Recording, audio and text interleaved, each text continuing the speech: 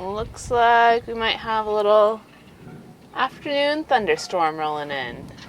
It's funny, we see them back inland over the mountains every day. They very rarely make it out here to Marina, Chiapas.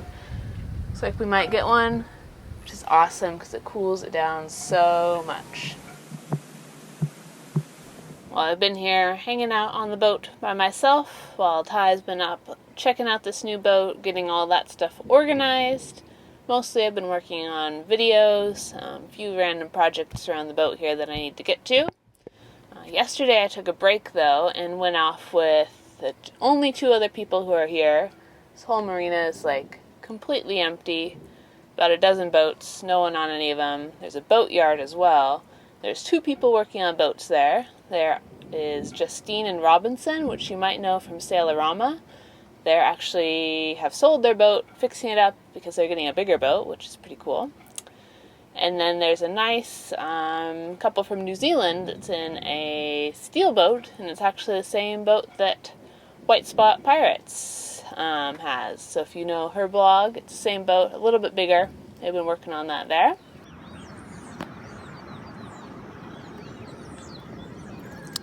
Headed out on an adventure this morning. We go hike a volcano. In true Mexico fashion, my adventure started with a hitched ride on a motorbike, followed by cramming into a tiny taxi to get from the marina into the larger town.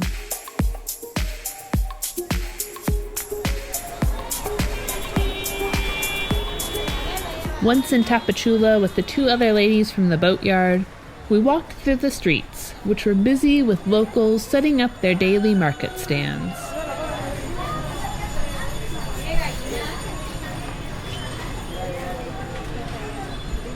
Wandering through the central market, you can expect to find all sorts of goods. Of course, there's the standard fresh produce, but we were surprised to find live poultry.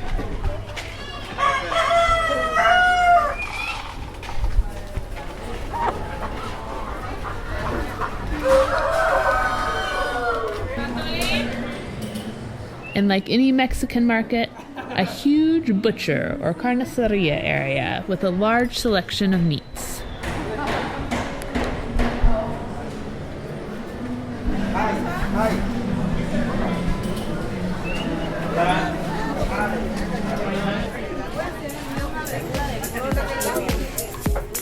After getting sidetracked by the market, we jumped in a collectivo or minibus and kept making our way towards the mountain.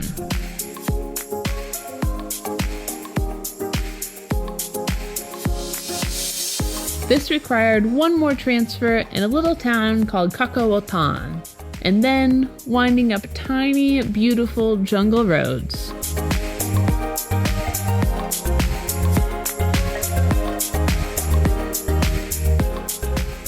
Finally, we reached the village of Talcuyan, which was at the end of the paved road. We were immediately greeted by pack mules and locals making long daily treks.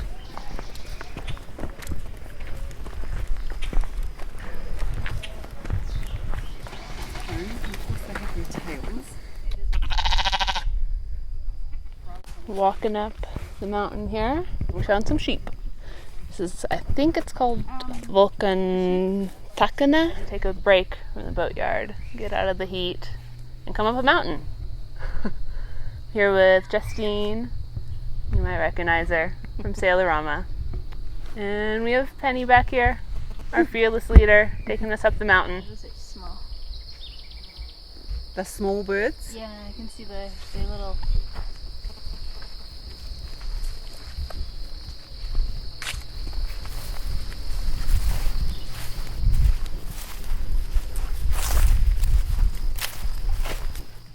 Along with the local farms and residences, we stumbled across a little cantina, serving drinks, snacks, and tamales.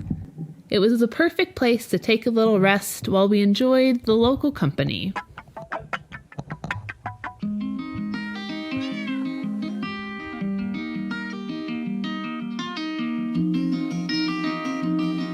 Back on the trail, we were beginning to realize that this was a busy local footpath, used by locals transporting goods across the Mexican-Guatemalan border.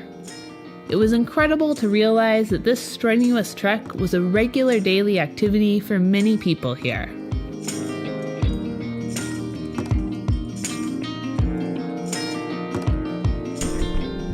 Depends on if there's any downward.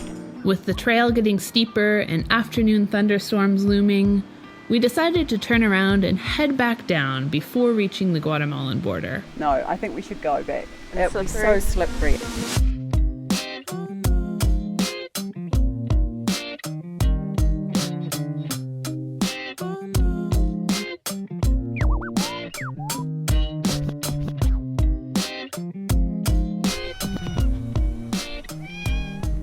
I guess, based on the clouds behind us in the mountain, we are glad that we turned around. It's a daily occurrence. It was a pretty much 90% chance of rain. I feel like the path would have turned into a river, so that would have been bad.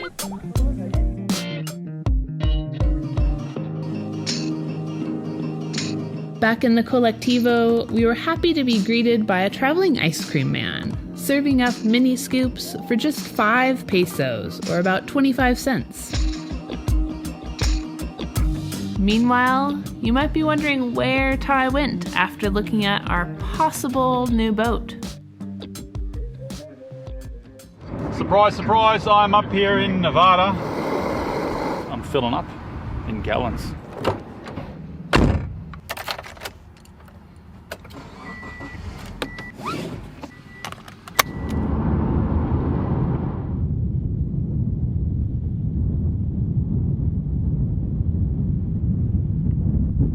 Oh, did I mention why I'm here? But yeah, I got a car.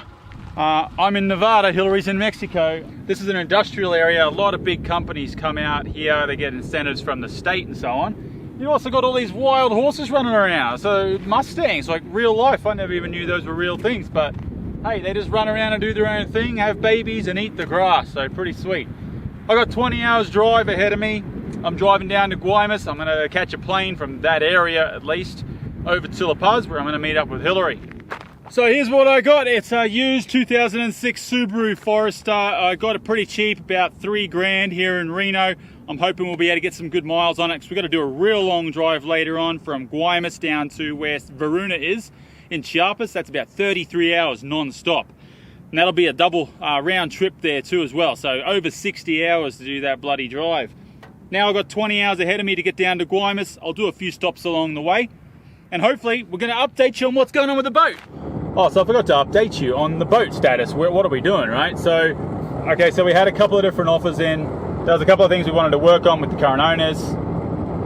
Hopefully they're getting fixed. And we had an agreed upon offer price.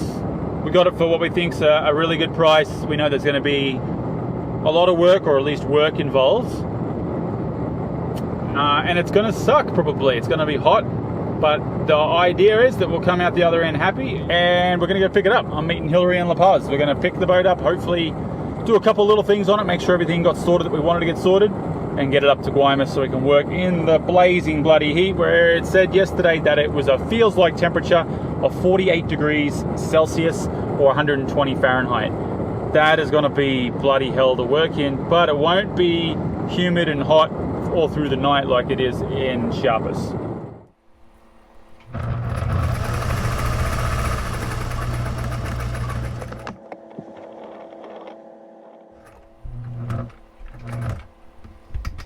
While I am sitting here in Chiapas just dripping in sweat. It's so hot, so humid, and so still. There's no air here at all. Seriously, it's so hot here. It's covered in sweat. But I've been doing some projects to try and get the boat ready to leave, and one of those is making winch covers. I'm just making some really simple covers. I actually have plans on how to do a really nice one from one of our followers, actually, Barb in Portland, who helped me out before we left Portland. I'm just going to do some really simple ones, basically a little bag that goes down over the top of the winch, has a string that ties around it. Normally, make them out of sombrella or some nice material like that. I'm just using a cheap little like polyester. It's the same material I use for the flag. We only need it to last for a few months, so I don't want to waste our good umbrella on it. It's just kind of a temporary thing while the boat sits here in the sun, baking, trying to minimize the effects of that sun and the salt air. Right now our plan is to come back to Varuna in the fall and sail her north to sell her, and we'd like the gear to still be in good working order when we do that. So this will be good, it'll protect the winches, and hopefully be good.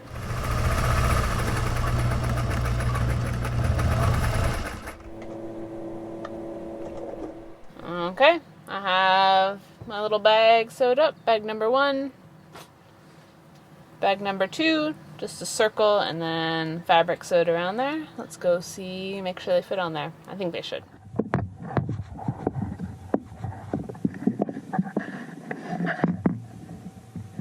Voila. Need to add a little string to tie up around there and they will be all good to go.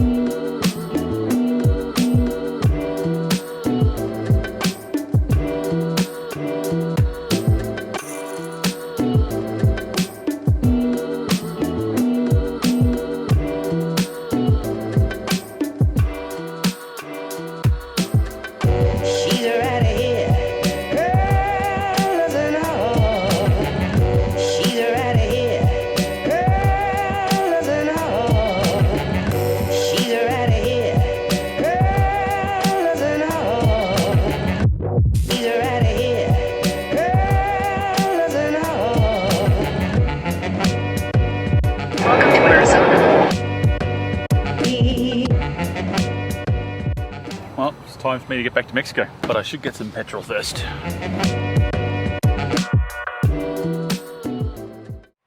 I'm here on Varuna, and one of the things I'm trying to take care of here before I leave to go up to La Paz to go check out this new boat is getting the boat all put away and kind of stored for a while. If all goes well, our plan is to leave Varuna here in Chiapas through October, through the end of hurricane season. This marina here is really nice, so well protected. Hurricanes don't come into this area, or they haven't in the past ever. And it's really cheap. They have an awesome summer special. So it's the best place to leave Varuna. So I'm just going to do some things to prepare her and make sure she's good. To be unattended for a while.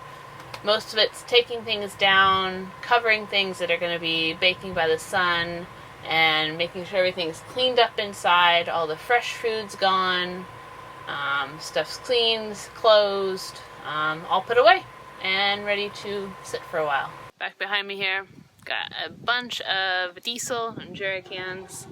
Borrowed some jerry cans from the marina here, Marina Chiapas. They have a bunch that we can borrow, which is awesome. So Varuna is almost empty. If you remember from when we came in here, we were down to like less than 5 gallons. And we want to fill her up before she sits because it's really warm with the heat. We don't want a bunch of condensation building up in the empty tank, creating water in there. So I am topping her up. 165 liters in total. It's a little over 40 gallons, 43, 44 gallons, something like that. So, should be nice and full. With our awesome little jiggle siphon, I was easily able to fill our tank with jerry cans. One of the things we always do when filling diesel is add a bit of biocide, which helps to prevent the growth of bacteria that like to grow in diesel fuel and commonly clog filters. Alright, we're in the head. The bathroom. Got some vinegar here. First thing I'm going to do is pour some vinegar and baking soda in and slowly pump that through the system. That should help get rid of any sort of calcification that we have in the plumbing lines. When I'm done with that, I'm going to put some fresh water in, actually a little bit of vegetable oil, pump that through. That should help to lubricate all of the pipes and pumps and seals and then I will put some saran wrap over the top and leave it like that, in hopes that everything will stay nice and lubricated and work well when we come back. I'm gonna go outside now. I have some little stockings, pantyhose type things. I'm gonna put these over the door ads to make sure no critters crawl in there and make a home.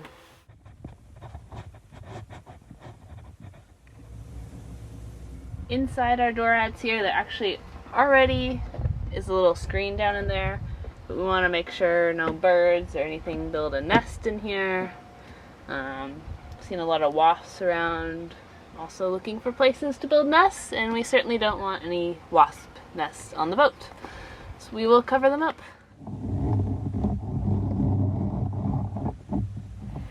Another thing I'm doing, defrosting the fridge and freezer. Defrosting the freezer, and then I emptied out the fridge, basically trying to get rid of all perishable goods. Have some old sauce bottles here that are almost empty. I'm going to throw out. One that's full, I'll see if anyone else wants. If not, that'll go in the garbage. And yeah, making sure there is no fresh food that will spoil or attract or feed any kind of pest on board. In addition to preparing all of our systems to be decommissioned, I also stowed all loose items from the cockpit, including cushions, winch handles, spare line, and even our life sling, protecting as much as we could from prolonged UV exposure.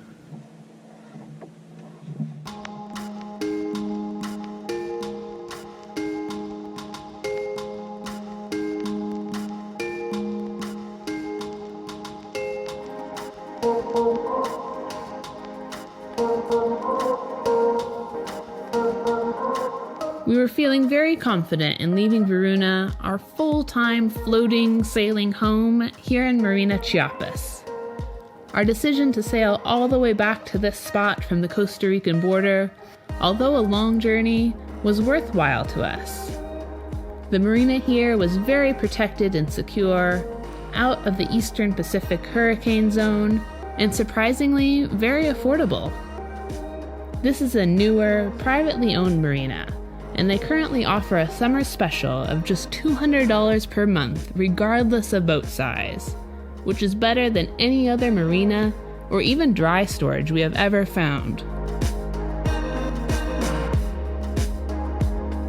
I wrapped up cleaning Varuna in the sweltering, steamy heat as the day came to a close, excited for what was to come.